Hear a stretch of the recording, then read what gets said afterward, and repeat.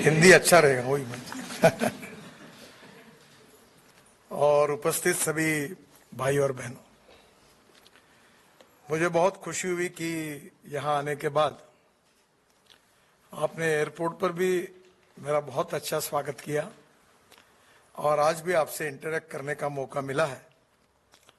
देश से दूर जब भारतीयों को मिलने का मौका मिलता है तो दिल में बहुत खुशी होती है।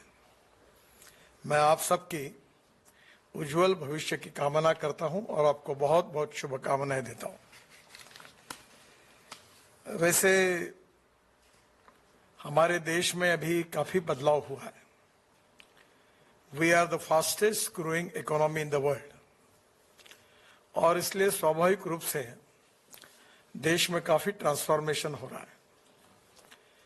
आप लोग जिस देश में भी यहाँ रह रहे हो, वहाँ ऑटोमोबाइल इंडस्ट्री इस देश की प्रमुख इंडस्ट्री है और हमारे देश में हमारी ऑटोमोबाइल इंडस्ट्री जब मैंने चार्ज लिया था तो वो 4.5 लाख करोड़ की थी। बाद में 7 साल के बाद वो 8.5 करोड़ की हुई और अभी हमारी इंडस्ट्री 12.5 लाख करोड़ की है। अब वर्ल्ड में हम तीसरे नंबर पर है। अभी हमने जापान को पीछे डाला है 2 महीने पहले और मेरा ये टारगेट है कि हम आने वाले 3-4 साल में वर्ल्ड के नंबर 1 मैन्युफैक्चरिंग ऑटोमोबाइल हब बनेंगे। ये हमारी कोशिश है। आप सबकी शुभकामनाओं के साथ ये संभव होगा।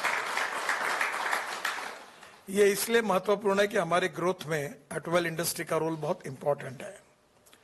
12.5 लाख करोड़ की इंडस्ट्री में 4.5 लाख करोड़ का एक्सपोर्ट है और 4.5 करोड़ भारतीयों को जॉब मिले हैं।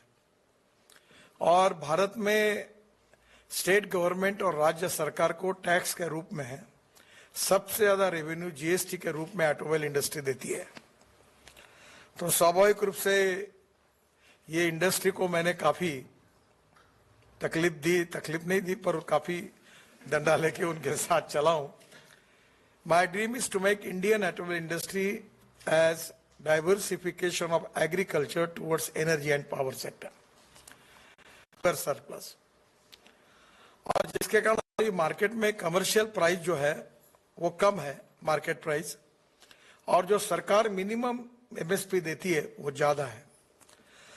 तो इसलिए हम लोगों ने मैं 2004 से इस बात पर कोशिश करते रहा हूं। अभी उसको बहुत अच्छे फल मिले हैं। अभी वर्ल्ड में G20 में हमने ग्लोबल अलायंस हुई है हमारे बायोफ्यूल पर, और उसमें जो चेंजेस हुए हैं वो काफी बड़े प्रमाण पर है।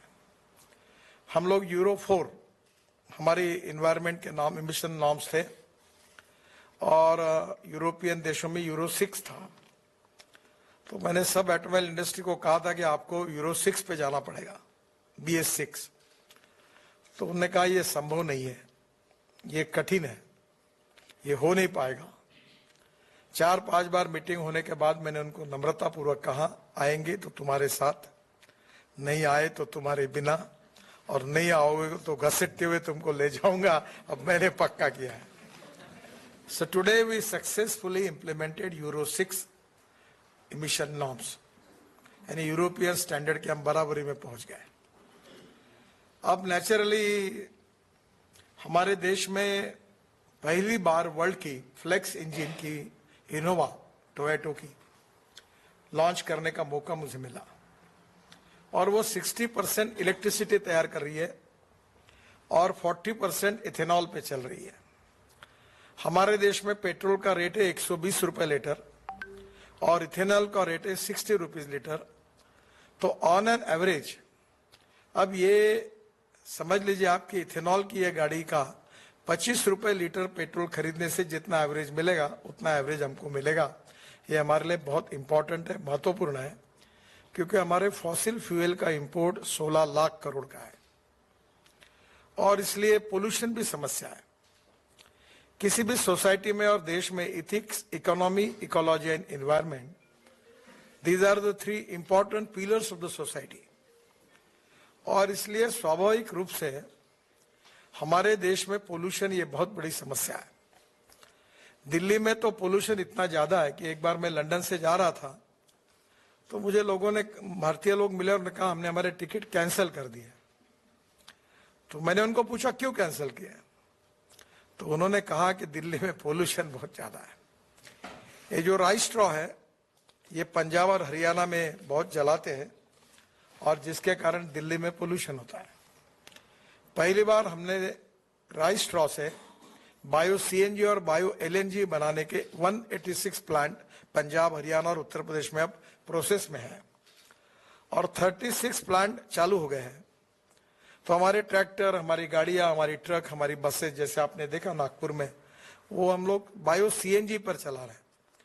अरे हम ऐसा सपना देखते हैं, मैं बहुत बार कहता हूं कि मेरा ड्रीम है कि पेट्रोल और डीजल हमारे देश से हद्दपार हो जाए। तो ये बहुत कठिन काम है और असंभव नहीं है। और इसलिए अभी ये जो राइस स्ट्रॉ, इससे पानीपत में एक इंडस्ट्री शुरू हुई है इंडियन ऑयल की, बड़े पीछे लगकर, वो मेरा ड्रीम प्रोजेक्ट है। और उसमें 1 लाख लीटर इथेनॉल ये परली से होता है और 150 टन बायो बिटुमिन, हम लोग 80 लाख टन हमको बिटुमिन लगता है और हम लोग 50 लाख टन इंडियन रिफाइनरी देती है और 30 लाख टन हम इंपोर्ट करते हैं। तो अभी हमने ये तय किया, 2 निर्णय किए हैं कि हमारा किसान अन्नदाता नहीं, अब ऊर्जादाता बन गया है, अब बिटुमिन दाता बनेगा और इसके बाद एविएशन फ्यूल, हवाई ईंधन दाता बनेगा। ये सब हम इसमें काफी आगे निकल गए। पहले हम इधर उधर देखते थे टेक्नोलॉजी में, अब हमने जो रफ्तार पकड़ी है हाईवे ने, हमारे यहाँ खुद काफी स्टार्टअप काम कर रहे हैं। अभी हमारे यहाँ 2 साल पहले हमारे एयरफोर्स के हेलीकॉप्टर और फाइटर जेट 100% बायो फ्यूल पर, एविएशन फ्यूल पे चले। मैंने खुद इनिशिएटिव लेकर स्पाइस जेट का विमान देहरादून से दिल्ली 50% बायो एविएशन फ्यूल पे लाया। टाटा का विस्तारा का फ्लाइट वो 50% बायो एविएशन फ्यूल पर आया। अब वो दिन दूर नहीं है कि वर्ल्ड मार्केट में बायो एविएशन फ्यूल 5%, 10% मैंडेटरी होगी और हमारा देश ये फ्यूल को इंपोर्ट करने वाला नहीं, एक्सपोर्ट करने वाला होगा। इथेनॉल में भी काफी काम हुआ है। हमारी शुगर फैक्ट्री इथेनॉल तैयार कर रही है और इथेनॉल से बजाज, टीवीएस और हीरो की 2 व्हीलर तैयार हो गई है, ऑटो रिक्शा तैयार हो गई है। ये स्वीडन में स्कैनिया करके कंपनी है, उनको मैं लेके गया था। हमारी 25 बसेस स्कैनिया की 100% बायो इथेनॉल पर चली।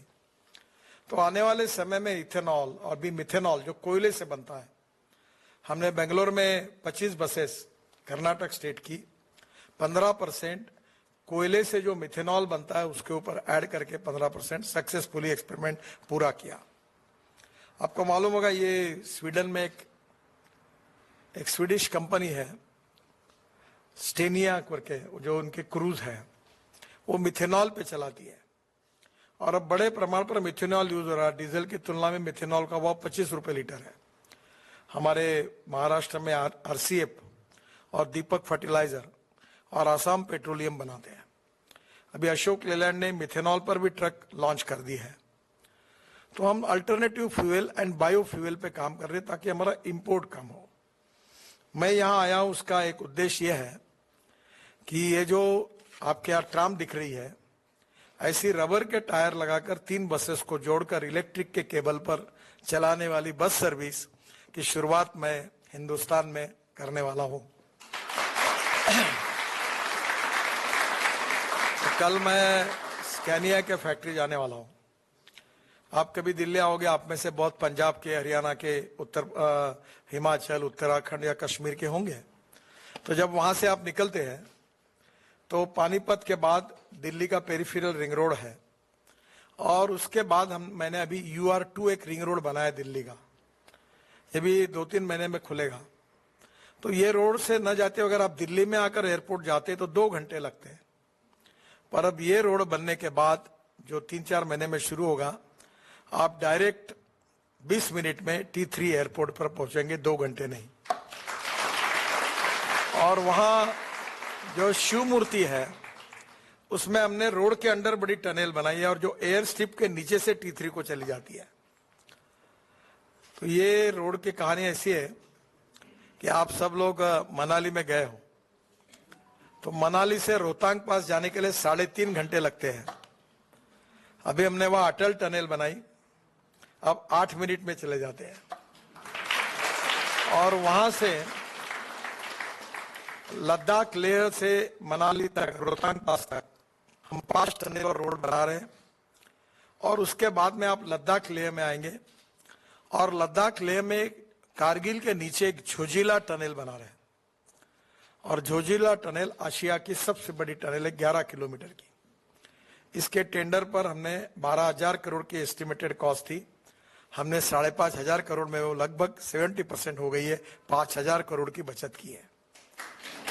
और उस टनल के बाद झेड़मोर टनल है, वो भी लगभग पूरी हो गई। और झेड़मोर के बाद आप श्रीनगर आएंगे और श्रीनगर से जम्मू जाने के लिए हम 18 टनल बना रहे हैं। उसमें से 12 बन गई, 14 बन गई, 4 अभी 3-4 महीने में बन जाएगी। तो जम्मू से श्रीनगर 3.5 घंटे में होगा। और कटरा जाने के पहले ही दिल्ली कटरा एक्सप्रेस हाईवे को मिलेंगे, तो डायरेक्ट आप 6 घंटे में वहां से दिल्ली आएंगे। और दिल्ली से direct Delhi Mumbai express highway से द्वारका एक्सप्रेस हाईवे बना है, 28 किलोमीटर का रोड है, 4-4 लेन है उसमें, अंडरग्राउंड टनल्स है, ब्रिजेस है। वो है 28 किलोमीटर, यानी 4 लेन करेंगे तो 2 लेन और बढ़ाएंगे तो 56 होगा, पर वो है 563 kilometre. State of art project है। कभी दिल्ली आप जब आएंगे तो इसका इनॉग्रेशन होगा। और वहां से डायरेक्ट सोना में दिल्ली मुंबई हाईवे से पहुंचोगे। हम 1 लाख करोड़ का दिल्ली मुंबई हाईवे लगभग दिसंबर तक पूरा करेंगे, तो दिल्ली से मुंबई आप 12 घंटे में कार लेकर जा सकोगे। और दिल्ली से जयपुर 2 घंटे में, अभी नया रोड थोड़ा जोड़ने वाला, उसका काम शुरू है। दिल्ली से देहरादून 9 घंटे लगते थे, अब आप जब आओगे तो 2 घंटे में। दिल्ली से हरिद्वार 1.5 घंटे में। दिल्ली से मेरठ 4.5 घंटे लगते थे, अब 50 मिनट में होगा। और ऐसी देश में चेन्नई से बेंगलोर ये 8-9 घंटे लगते थे, अभी लगभग वो दिसंबर के पहले पूरा हो जाएगा 2 घंटे में। मैसूर से बेंगलोर 3.5 घंटे लगते थे, वो 1 घंटे में। ऐसे करीब 36 हाईवे बना रहे हैं। सबसे इंपॉर्टेंट ये कि सूरत के पास हम नया ग्रीन हाईवे बना रहे हैं, ग्रीन यानी नया रोड। तो सूरत से नासिक, नासिक से अहमदनगर, अहमदनगर से सोलापुर, सोलापुर से कर्नूल, और कर्नूल से डायरेक्ट हैदराबाद, बेंगलोर, मंगलोर, चेन्नई, बाद में कन्याकुमारी, त्रिवेंद्रम, कोचीन, यानी टोटल साउथ के लिए लिंक हो जाएगी। तो दिल्ली से चेन्नई का डिस्टेंस 320 किलोमीटर कम हो जाएगा। तो नेचुरली अभी रोड अच्छे बने, कुछ आपने देखा इसलिए मैं कुछ बताऊंगा, ज्यादा नहीं बताता। पर अभी हम लोग हाइड्रोजन फ्यूल पे काम कर रहे हैं। मेरे पास खुद गाड़ी है, हाइड्रोजन पे चलती है, और हिंदुस्तान की पहली गाड़ी है। उसका कहानी ऐसी हुई कि मैं जब बात करता था कि पानी से हाइड्रोजन निकलेगा और गाड़ी चलेगी, तो मेरी पत्नी फूड एंड न्यूट्रिशन में MSc है, तो वो भी थोड़ा बहुत साइंस समझती है। तो उसने मुझे कहा कि आप बोल रहे पानी से हाइड्रोजन निकलेगा, हाइड्रोजन पे गाड़ी चलेगी, मेरा ही विश्वास नहीं बैठता तो लोगों का क्या बैठेगा आपके ऊपर। तो मैंने तय किया कि मैं हाइड्रोजन की गाड़ी लाऊंगा, वो मैं चलाता हूँ, मैं उसको जाता हूँ, घूमता हूँ, सब मुख्यमंत्रियों को घुमाता हूँ। आज जो मेरे घर पे मंत्री मुख्यमंत्री आते हैं, मतलब हाइड्रोजन पे काम करो। हाइड्रोजन ये फ्यूचरिस्टिक फ्यूल है, futuristic technology, futuristic vision and futuristic development is very important. तो अभी हाइड्रोजन पे हम लोग पानी से हाइड्रोजन बना सकते हैं, कचरे से बना सकते हैं। मैंने अभी दिल्ली में 7 टेकड़ियां है कचरे की बड़ी बड़ी, तो गाजीपुर के टेकड़ी का 30 लाख टन कचरा रोड में डाल दिया है। अहमदाबाद डोलेरो रोड पर कचरा डाल दिया 30 लाख टन। फिर ये अपने दिल्ली मुंबई हाईवे के पहले इसमें डाल दिया। अब कचरे को सेग्रीगेट करके प्लास्टिक, ग्लास और मेटल अलग करके जो कचरा निकलेगा, उससे ग्रीन हाइड्रोजन और जो सुएज वाटर है, जो टॉयलेट का पानी है, आपको आश्चर्य होगा, मैं 7 साल पहले मेरे कॉन्स्टिट्यूंसी में वो पानी हम महाराष्ट्र सरकार को बेचते हैं बिजली तैयार करने के लिए, कोराडी और खापरखेड़ा, तो हमको 300 करोड़ रुपए मिलते हैं टॉयलेट का पानी बेचकर। अभी मैंने मथुरा में हाइब्रिड एन्यूटी में प्रोजेक्ट डाला है, 90 ml स्लज मथुरा की, पानी शुद्ध करके, त्रिवेणी इंजीनियरिंग करके कंपनी है, और वो पानी इंडियन ऑयल के रिफाइनरी को जाती है और 20 करोड़ साल के देते हैं। केवल 60% सरकार ने खर्चा किए और 40% पब्लिक प्राइवेट इन्वेस्टमेंट में हुए। जो कोयले से तैयार होता है वो ब्लैक हाइड्रोजन, और जो बायोमास से तैयार होता है वो ग्रीन हाइड्रोजन, और जो पेट्रोलियम से होता है वो ब्राउन हाइड्रोजन। तो अब बड़े प्रमाण पर हम हाइड्रोजन पे काम कर रहे हैं। अभी हम लोग 16 लाख करोड़ की ऊर्जा, पेट्रोलियम, फॉसिल फ्यूल हम इंपोर्ट कर रहे हैं। Our dream and our mission is to make Indian export, not export for hydrogen in future. हम ऊर्जा को आयात करने वाले नहीं, निर्यात करने वाला देश बने। जैसे इलेक्ट्रिक में तो क्रांति हो गई, अब कोई गाड़ी आपको वेटिंग लिस्ट में, मेरे पास लोग आते हैं आउट ऑफ टर्न, हमको गाड़ी दिलाओ, तो electric scooter, electric car, electric auto rickshaw, और आप जब आओगे तो अब सब जगह इलेक्ट्रिक बसेस दिखेगी आपको। तो इलेक्ट्रिक बहुत चीपर है, import substitute, cost effective, pollution free और इंडिजिनियस। तो निश्चित रूप से बायोफ्यूल अलायंस के कारण हम वर्ल्ड में आने वाले समय में, हमारा उद्देश्य है कि bio CNG, bio LNG, ethanol, methanol, बाद में इलेक्ट्रिक, ग्रीन हाइड्रोजन, इसमें हम आगे जाए। और वर्ल्ड के सब ऑटोमोबाइल ब्रांड्स अब इंडिया में है, और स्क्रैपिंग पॉलिसी हमने लाई है, 15 साल के बाद गाड़ी को स्क्रैप करो। तो हमारा एल्यूमिनियम, कॉपर, स्टील सब रिसाइकलिंग होगा, हो रहा है, तो कॉस्ट ऑफ प्रोडक्शन 30% कम होगी। अभी मर्सिडीज मैंने लॉन्च की इलेक्ट्रिक की, तो पूना में, चाकन में, तो उन्होंने मुझे कहा कि अब जर्मन से जो आए थे उनके चेयरमैन, कि अब हम केवल इलेक्ट्रिक ही बनाएंगे। अभी मैंने एलएनजी का ट्रक ब्लू एनर्जी का लॉन्च किया, जो एलएनजी पे चलता है, या डीजल 50% कॉस्ट बच जाती है, प्रदूषण कम होता है। और ये परली जो है, राइस स्ट्रॉ, कॉटन स्ट्रॉ, विच स्ट्रॉ, इससे हम लोग बायो सीएनजी और बायो एलएनजी बना रहे हैं। तो मैं भी बना रहा हूँ, मेरा ट्रैक्टर मैंने कन्वर्ट किया है। तो वैसे मैं किसान हूँ, रोड का ज्यादा एक्सपर्ट नहीं हूँ, मैं इतना विद्वान भी नहीं हूँ। मुझे अभी मैंने बहुत बार बताया कि मैं इंजीनियरिंग कॉलेज में जाना चाहता था, पर 75 में इमरजेंसी आई, और जयप्रकाश जी के आंदोलन में मैं चला गया, तो मैंने ध्यान नहीं दिया पढ़ाई की तरफ। तो मुझे 52% मार्क मिले एसएससी में, तो बाद में साइंस ग्रुप में 50% से कम थे, 49.26, तो मैं डिस्क्वालीफाई हुआ। पर अभी मुझे 7 डिलीट मिली है, तो वो 7 में से 4 एग्रीकल्चर साइंस में है। और मैं ज्यादातर एग्रीकल्चर में water conservation, biofuel, alternative fuel, इसमें काम करता हूँ। हैंडलूम, हैंडीक्राफ्ट, गोबर से पेंट बनाया हमने, कोई भी अच्छे कंपनी से अच्छा पेंट है हमारा जो इतने मार्केट में है। तो स्वदेशी, स्वावलंबन, हैंडलूम, हैंडीक्राफ्ट मेरे रुचि के विषय है, और टेक्नोलॉजी ये भविष्य है। 2 चीजें मैं अक्सर कहता हूँ, innovation, entrepreneurship, science, technology, research, skilled and successful practices. We name it as knowledge, and conversion of knowledge into wealth is the future. And second important thing is, no material is waste and no person is waste. It is depending upon the appropriate technology and appropriate vision of the leadership that you can convert waste into wealth. तो मेरा आपसे अनुरोध है कि आप यहाँ हो, अलग अलग टेक्नोलॉजी का अध्ययन करो, नौकरी मत करते रहो। नौकरी करने से एंटरप्रेन्योर बनो। नौकरी करने वालों को मर्यादा होती है, तो यहाँ की टेक्नोलॉजी जो हमारे यहाँ नहीं है वो लेकर आओ। और मैंने ये लोगों को कहा है कि जो हमारे पास होगी, हमारे यहाँ भी खूब स्टार्टअप है, हाइड्रोजन पे काम कर रहे। अभी 400 तो स्कूटर के नए नए लड़के बना रहे, इलेक्ट्रिक स्कूटर, वो होशियार निकले। वो बजाज, टीवीएस और हीरो वाले 125 मीटर के लिए लिथियम आयन बैटरी डालते थे, तो उन्होंने 60 किलोमीटर की बैटरी डाली, क्योंकि एक स्कूटर दिन में 24 किलोमीटर ही चलती है। ये इलेक्ट्रिक के चार्जिंग की बात मैं जब था पहले बोलता था, पत्रकार मुझे बोलते थे रास्ते में गाड़ी बंद हुई तो क्या होगा, कैसा होगा। अब मैं जाता हूं और हजारों लोगों को पूछता हूं किसकी गाड़ी बंद हुई क्या, बोले नहीं। मैं भी इलेक्ट्रिक गाड़ी यूज करता हूं, फ्लेक्स इंजन की यूज करता हूं। तो देश बहुत तेजी से बदल रहा है, इंपोर्ट को कम करना है, पोल्यूशन को कम करना है और देश में नए रोजगार निर्माण करके देश की एक्सपोर्ट को बढ़ाना है।